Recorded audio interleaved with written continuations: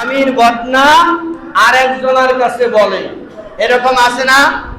স্বামীর বদনাম আরেক মহিলার কাছে গিয়ে বলে, স্বামীর বদনাম অন্য বাড়ির লোকদের কাছে দেয়া বলে। খবরদার, এ কাজ করবেন না।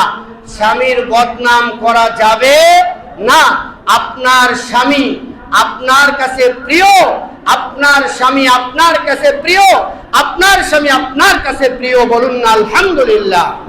আপনি এই প্রিয় লোকটার ব্যাপারে বদনাম করবেন না। যদি আপনার কাছে আপনার ইশারা ইঙ্গিতে, আপনার চাল চলনে তার একটা দোষ আপনার কাছে ধরা পড়ে, আপনি একান্ত তাকে ডেকে নিয়ে খাটে বসিয়ে তাকে আদর করে বলবেন, আপনি যে কাজটা করছেন এই কাজটা আমার কাছে জানি কেমন লাগে, দেখেন তো আপনার কাছে কি হয়, কি মনে হয়। এই কথাগুলো বলে সব করবেন, সমাধান করবেন। মানুষের কাছে বলা বলি করবেন না। আল্লাহ তাআলা আমাদেরকে সঠিক পথে চলার তৌফিক দান করুন। সকলে বলেন আল্লাহুম্মা আমিন। প্রিয় হাজিরিন, বন্ধুগণ আমার, দরুদ শরীফ পড়ি। সাল্লাল্লাহু আলা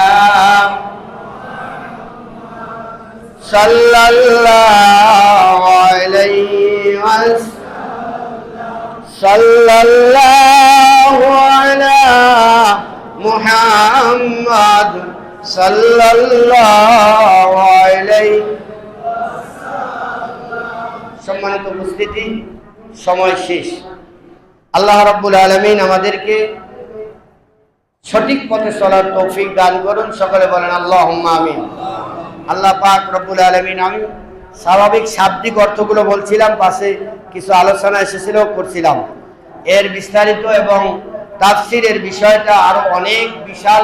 এর শানে নজরুল, কি কারণে এই কোরআনুল কারীমের এই সূরাটা নাজিল হয়েছে, কি কি কারণে নাজিল হয়েছে, এর আলোচনা অনেক বিশাল ছিল এবং এর শাব্দিক বিশ্লেষণটা আরো বড় ছিল এবং এর পরিপ্রেক্ষিতে হাদিস আছে, হাদিসের আলোচনা আরো ব্যাপক ছিল।